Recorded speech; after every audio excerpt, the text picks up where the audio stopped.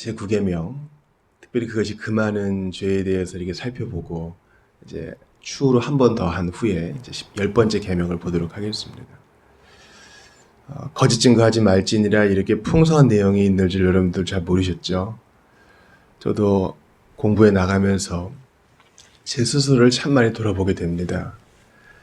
왜냐하면은 하얀 거짓말이라는 이 명목하에 좀 무감각해질 때가 많았던 것 같아요. 그래서 제 스스로 많이 돌아보고 좀 이렇게 회개하게 됩니다. 아주 작심을 해야 돼요. 오늘 내가 진실하게 살리라. 또 공의로운 일이 어그러질 때 침묵하지 않으리라. 내가 할 수 있는 바를 하리라. 이런 결단이 있어야 됩니다. 주여 진실하게 하소서. 오늘 하루 순간을. 진실은요, 결단이에요. 예수 믿는 사람도 늘 이 진리를 비틀어서 편한 길 가고 싶은 유혹이 있는데, 오늘도 주의 성령께서 진리 자체이신 그 당신의 성품을 우리 안에 더욱 발현하사 우리도 하나님 편에 설 수 있게끔 도와주시기를 바라고 기도하는 마음으로 오늘의 내용을 살펴보기를 원합니다. 지난 시간 마지막에 했던 것과 좀 연결이 되는데요. 하나님의 은혜와 은사를 부인하는 것은 죄입니다. 욥기 4장 6절을 봅시다. 내 경외함이 네 자랑이 아니냐? 내 소망이 내 온전한 길이 아니냐? 욥기 27장 5, 6절도 보세요. 나는 결코 너희를 옳다하지 아니하겠고 내가 죽기 전에는 나의 온전함을 버리지 아니할 것이라. 내가 내 공의를 굳게 잡고 놓지 아니하리니 내 마음이 나의 생애를 비우지 아니하리라. 욥은 다 붙들고 있는데 친구들이 그가 받은 하나님의 은혜와 은사를 막 흔들어요. 그거는 옳지 않은 일이죠. 분명히 주께서 진실이 주셨는데 너 그거 받은 거 아니다. 보니까 너 죄져서 그런 거다. 이렇게 흔들어서는 안 되는 거죠. 지난 시간 마지막에 봤던 것처럼 모세도 마찬가지예요. 하나님께서 분명히 은혜와 은사를 주셨는데 저 못합니다. 이건 겸양이 아니라 교만이라고 그랬어요. 다른 이의 이 적은 과실을 더욱 악화시키는 것도 죄입니다. 마태복음 7장 3에서 5절을 봅시다. 어찌하여 형제의 눈 속에 있는 티는 보고 내 눈 속에 있는 들보는 깨닫지 못하느냐. 보라, 내 눈 속에 들보가 있는데 어찌하여 형제에게 말하기를 나는 내 눈 속에 있는 나로 너의 눈 속에 있는 티를 빼게 하라 하겠느냐. 의식하는 자여, 먼저 너의 눈 속에서 들보를 빼어라. 그 후에야 밝히 보고 형제의 눈 속에서 티를 빼리라. 아주 명확하죠. 아주 명확해요. 이 9계명은요. 하나님 말씀 전체는 1차적으로 나 자신을 돌아보게 되어 있는 거예요. 나 자신. 제가 몇 번 계속 말씀드리지만 그 제임스 K 스미스의 그 예전 3부작 시리즈가 있어요.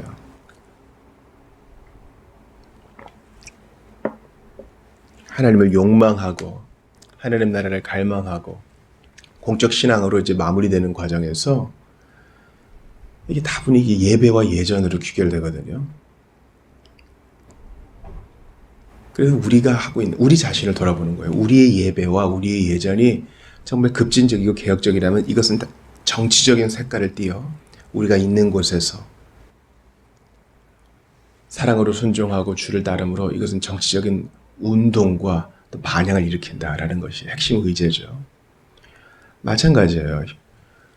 우리가 하나님 말씀을 받았을 때 먼저 자기 자신을 돌아보고 깨끗하게 해야지 계속 이 표현을 쓰는데요. 진실의 따발총을 가지고 막 저격해서는 안 되는 것입니다. 먼저 내 눈 속에 들보를 보고 다른 사람의 티를 얘기해 줄 수 있는 부드럽고 유연한 사람이 되는 것이 성경이 말하는 하나님의 삶의 특징이에요. 자, 우리 죄를 자백하고 그리고 호출될 때에 그 죄를 숨기거나 변명하는 것은 죄입니다.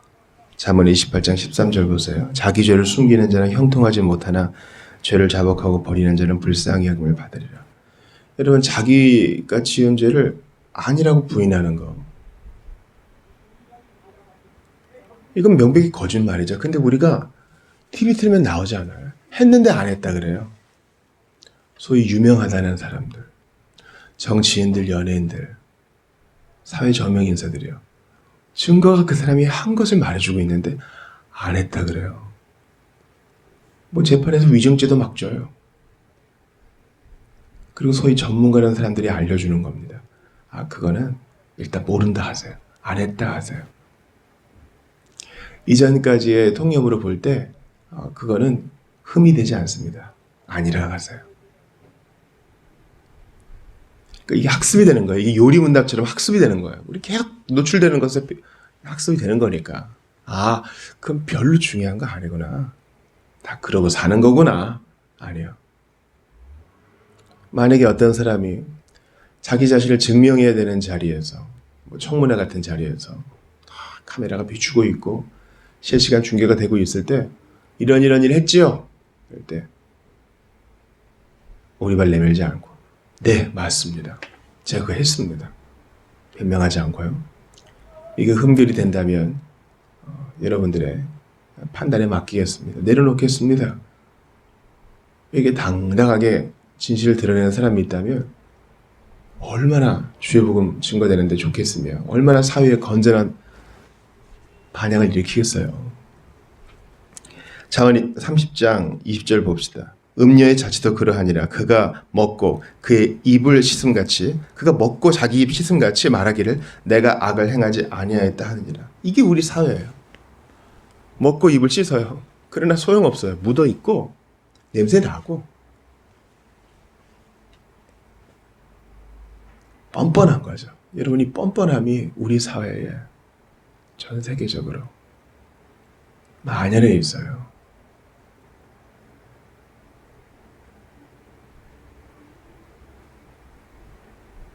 소위 사기 있지 않습니까? 사업하는 사람들 사이에 사기가 얼마나 많아요.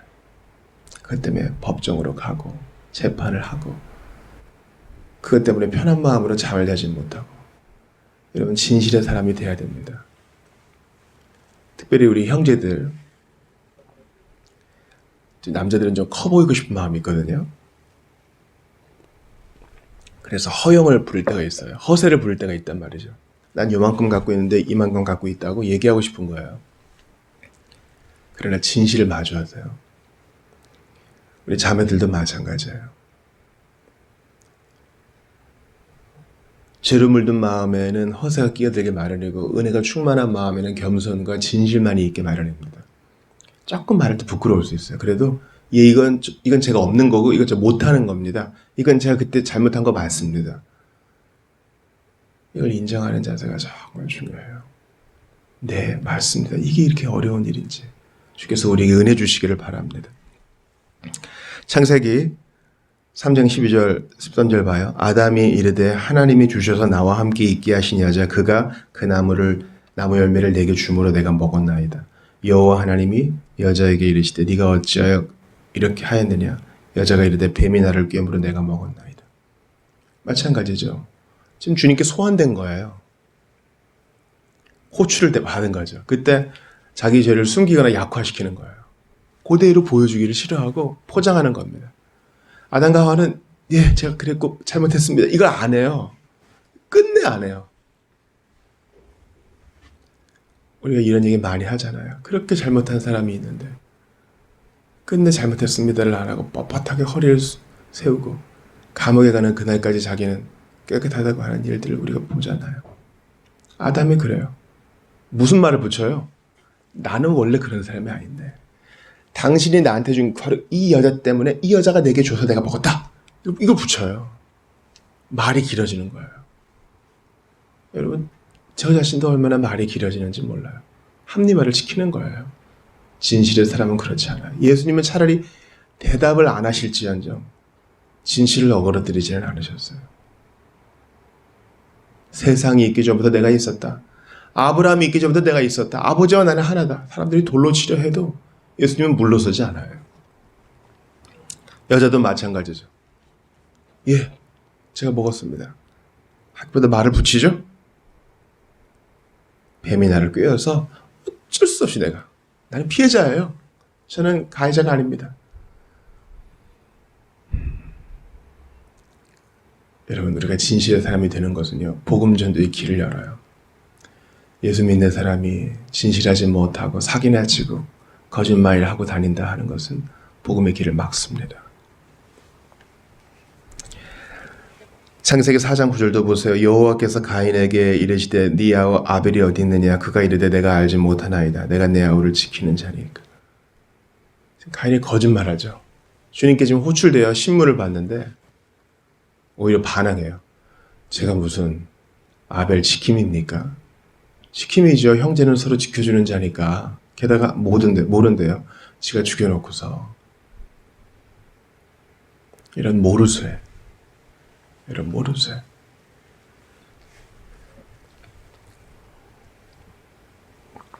여러분, 오늘 우리가 받은 말씀을 실천할 때 쉽지 않을 거예요. 왜냐하면 사회 전체가 거짓과 거짓을 빈틈의 이 정서로 향해 가고 있기 때문이에요. 진실을 말하면 좀 모자라고 뭔가 좀 뒤가 캥겨서 그러겠지. 좋은 시선으로 잘 안 봅니다. 그러나 여러분, 자녀 양육을 할 때에든 교회 덕을 세울 때에든 하나님 앞에 부끄러움 없이 살기 위해서라도 또 우리가 받은 은혜를 생각해서라도 그래서는 안 돼요. 우리가 해야 되는 것은 짧게 네, 잘못했습니다. 제가 그랬습니다. 주의 은혜를 베푸소서. 나의 죄를 용서하소서. 우리는 짧고 분명하게 주님 앞에 나아가야 됩니다. 레위기 2장 35절 보세요. 그러나 너는 말하기를 나는 무죄하니 그의 진노가 참으로 내게서 떠났다 하거니와 보라 네 말이 나는 죄를 범하지 아니하였다 하였으므로 내가 너를 심판하리라. 나는 무죄하니 그의 진노가 내게서 떠났다. 예레미야 시대에도 이랬다는 거죠. 나는 무죄함으로 진노가 떠났다. 천만의 말씀. 주님의 진노가 남았어요. 우리는 정확히 이거와 반대로 얘기하면 돼요.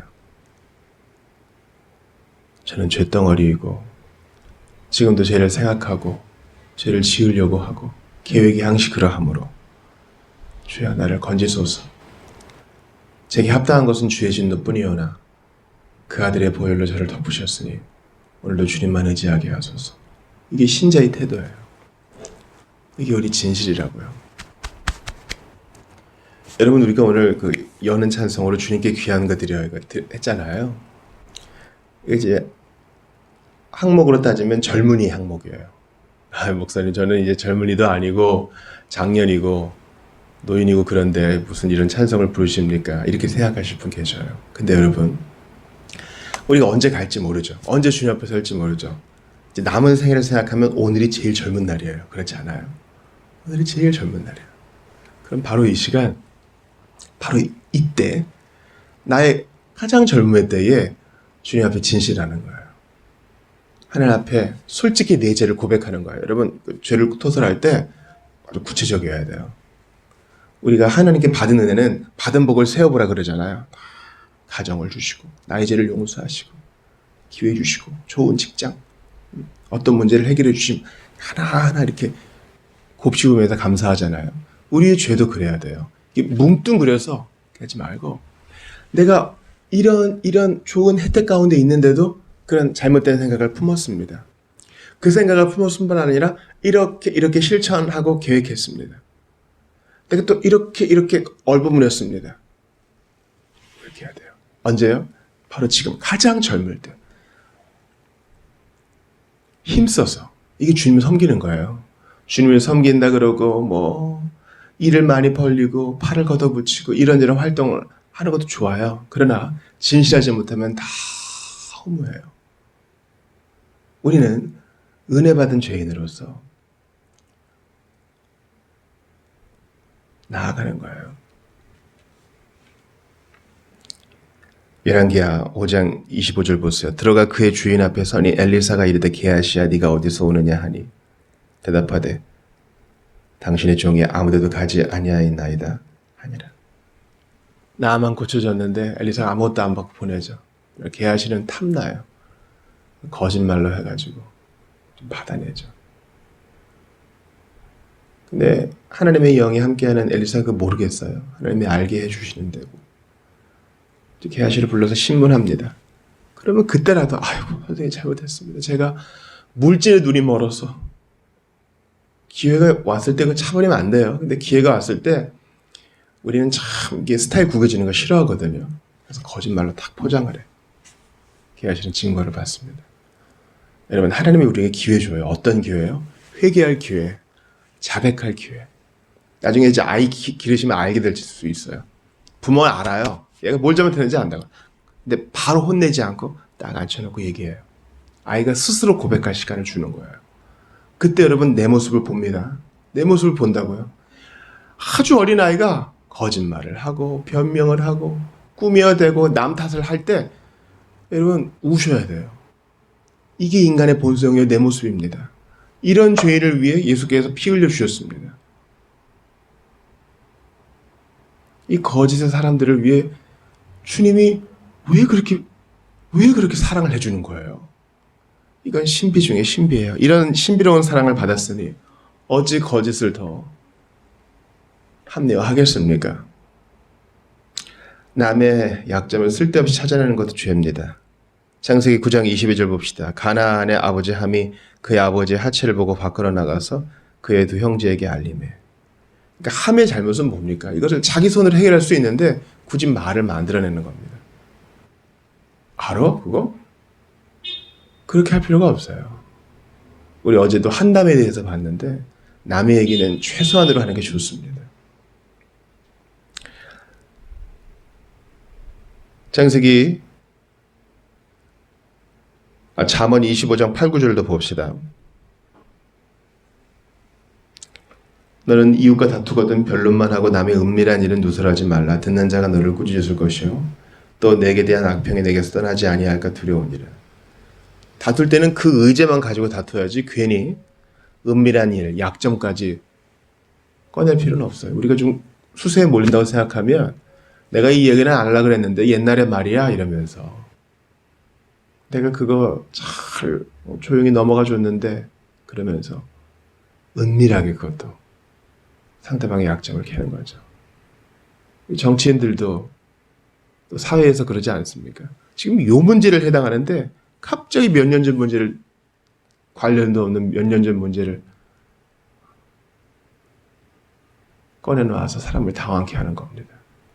거짓의 사람의 특징이에요. 여러분 어제도 말씀드렸지만 예수님께서 우리의 죄를 기억도 아니하시겠다고 했잖아요. 만약에 주님이 그거 없이 우리한테 우리가 은혜 받고 충만하고 감사할 때 근데 말이지 너 몇 년 전에 그랬지 그때 참 섭섭했다 이런다고 생각해 보세요. 우리 못 살아요.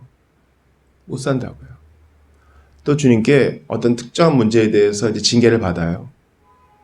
그때 주님이 그 사안만 갖고 얘기하시는 게 아니라 옛날에 이미 회개하여 해결된 것까지 다시 끄집어내셔서 옛날에 이런 일이 있었지 알아?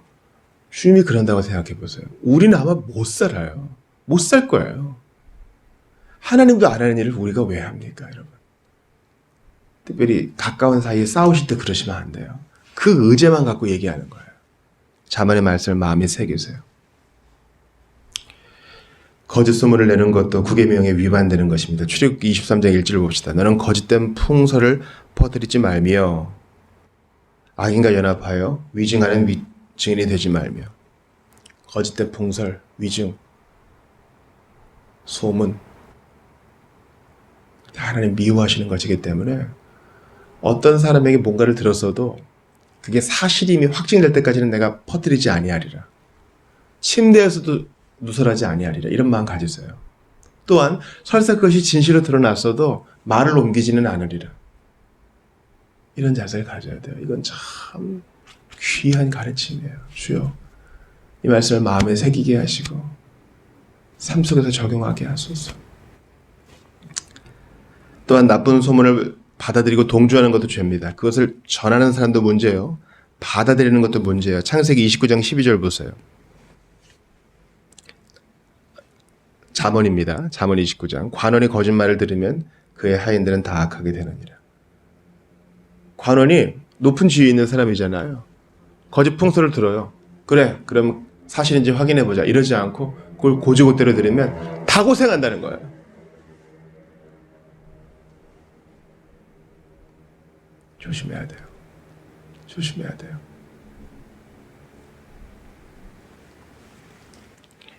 진실이 어그러지고 진리가 핍박을 받을 때 하나님도 영광 받으시는 거 아니에요. 우리가 어떤 책임에 있는 자리에 있다면 더욱더 조심해야 됩니다.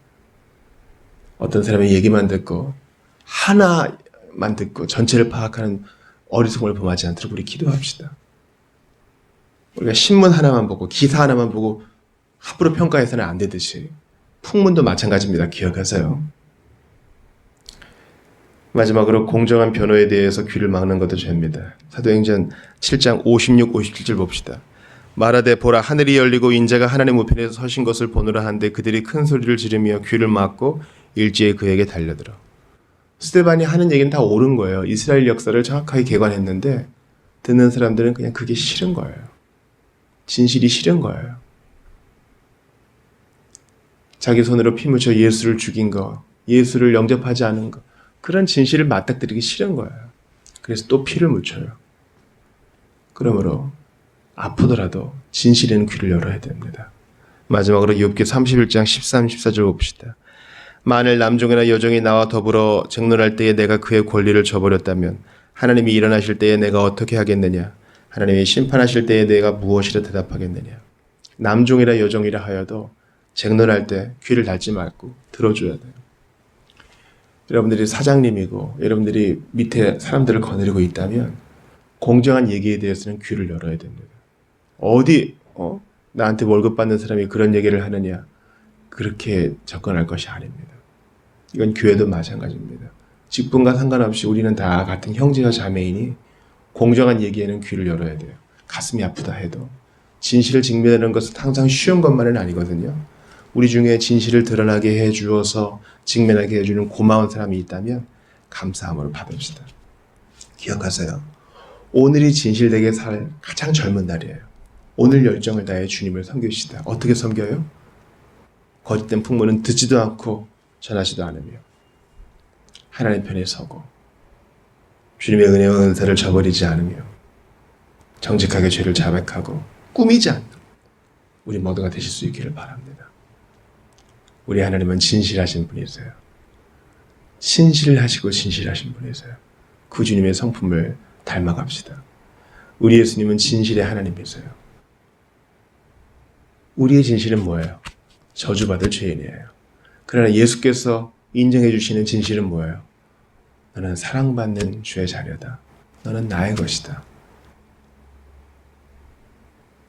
너는 하나님 나라의 유업을 받을 자다. 너는 나와 공동 상속자다. 이것이 주님의 진실이에요.